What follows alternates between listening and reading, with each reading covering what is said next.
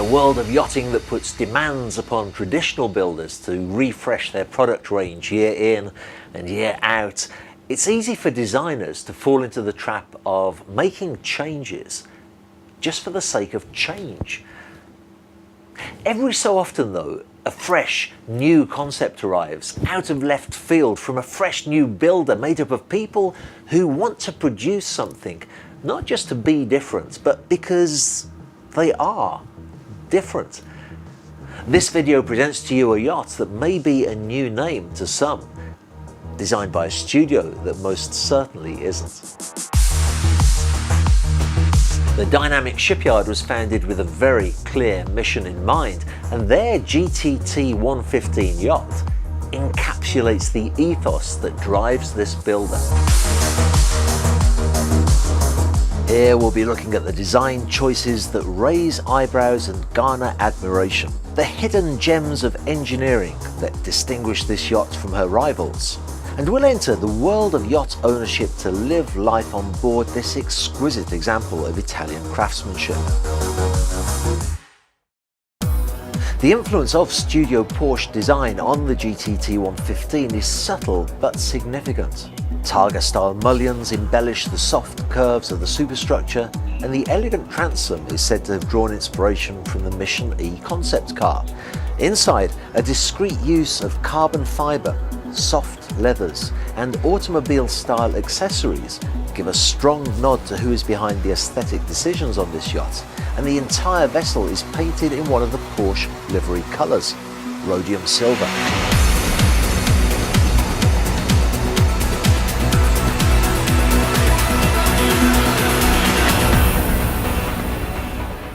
The DNA that Dynamiq shares with Porsche is not just limited to cosmetic appearance though. One of the things that impressed me the most about this yacht as I learned more about her is the depth of attention that's gone into her engineering. Now, good engineering is not cheap to come by, but it does enhance the owner's enjoyment when he uses the yacht. A good example of this is the choice to use Fortier's pods for the propulsion. Now, usually a yacht will have a propeller and a propeller shaft. Using pods means there is no shaft. Now this is more efficient, it's more quiet, there's less vibration. Actually, one of the viewers of my YouTube channel asked me the question in the comments section saying, why don't all yachts use electric pods? So recently I was talking to one of Italy's top naval engineers and I asked him that very question. He said to me, it really is the best system for propulsion, but it's quite expensive, so you tend to find this system only on very large yachts where the expense can be absorbed in the total price of the yacht. Now that wasn't a consideration for Dynamiq. For them, for something as important as the propulsion of a yacht, only the best would suffice.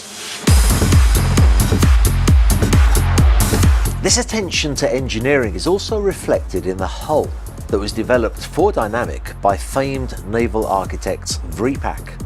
The rounded bilge shape reduces drag and consequently fuel consumption, whilst the vertical stem of the bow is a clever way to increase the waterline length, having a knock-on effect of improving performance. Most yachts of this size will have two stabiliser fins, but not the Dynamiq GTT 115. This has 4 custom-built stabiliser fins in another example of excellent engineering, with the objective of increasing the owner's comfort and pleasure on board. Possibly the most unusual and interesting feature of the engineering though is found underneath the stern of the yacht. Here, a fixed foil has been fitted that's known as a hull vane. It is a patented system developed by the Dutch naval architect company Van Hoosanen. Take a look at these images of the trials of the system in a test tank. You can see how the vane really does reduce the turbulence in the wake, and it also acts to create hydrodynamic lift for the hull.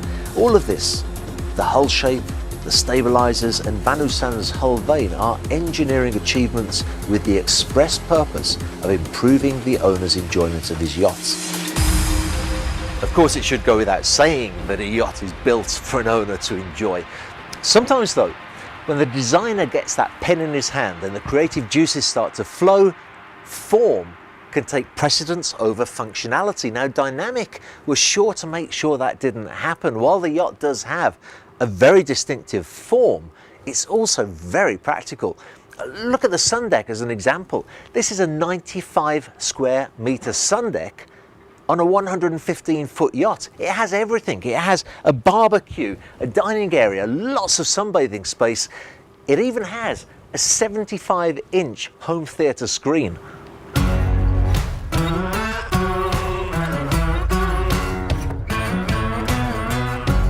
Actually, every aspect of this yacht has been thought out so that the owner is comfortable and relaxed on board his yacht. The master stateroom is a haven of tranquility. Full beam, midships and located below deck.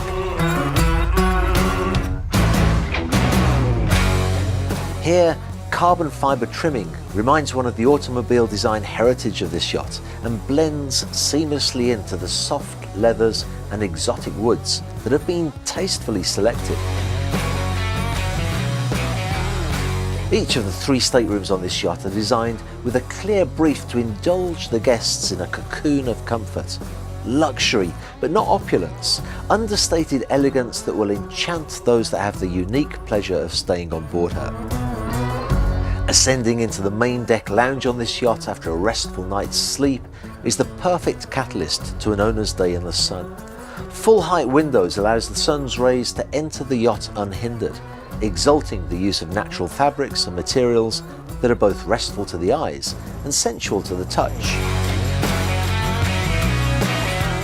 And what a very clever idea this is. The circular formal dining table located in the lounge area can be closed within the confines of the yacht for privacy and intimacy, or opened up to become part of the aft deck itself if the owner prefers to enjoy dining al fresco.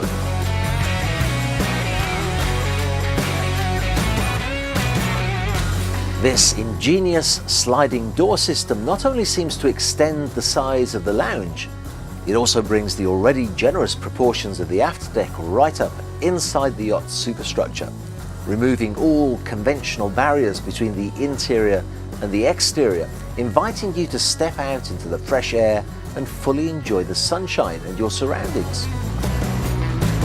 And when the beckoning of the water gets too much and you just have to leave the confines of this amazing vessel to enjoy the sea, access could hardly be easier, as this well-proportioned and comfortable swim ladder transforms into a staircase into the ocean. For water sports lovers not content with taking a plunge for an idle swim, the GTT 115 holds an unexpected surprise in her forward garage, where a 16-foot tender and jet ski are safely concealed but easily accessible for the owner's use. You know, keeping the tender and the toys in the forward area of the yacht really does make a lot of sense. Usually guests on a yacht of this size will want to get up, have their breakfast and then go for a dip in the sea.